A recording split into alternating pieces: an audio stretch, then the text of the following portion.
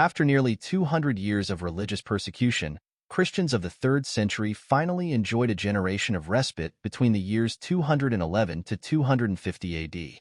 This short-lived peace betrayed the next generation of Christians when a new round of persecutions erupted during the Emperor Decius's reign around 250 AD. Decius commissioned a universal edict where all citizens of the Roman Empire were to sacrifice to the Roman gods. Those who complied with the order were granted certificates proving their loyalty to the empire, while those who did not comply would be marked as traitors.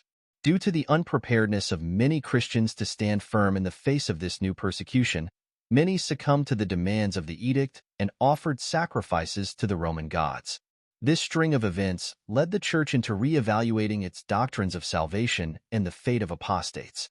Those who had given in to the edict by sacrificing to the Roman gods, or had fallen away from the faith altogether, were referred to as the lapsi.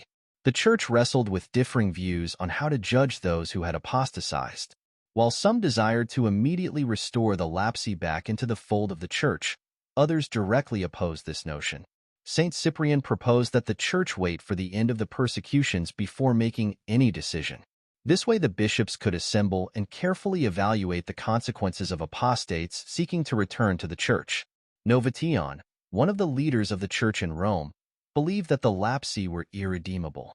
He strongly opposed receiving the lapsi back into the fold, leading to schism within the Roman Church at around 251 AD.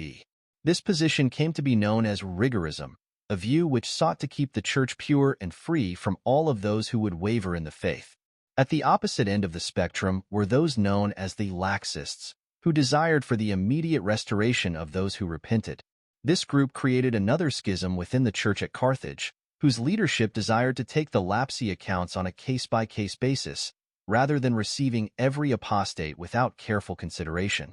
Saint Cyprian was one of the advocates for this middle position, who sought to restore the lapsi through a careful and methodical approach. Saint Cyprian's approach ensured that the lapsi were not blindly received back into the Church's fold.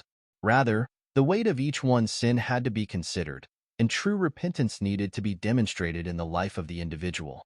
This approach also avoided the extreme position of the rigorists, who lacked the common grace to receive sinners back into the fold of the Church.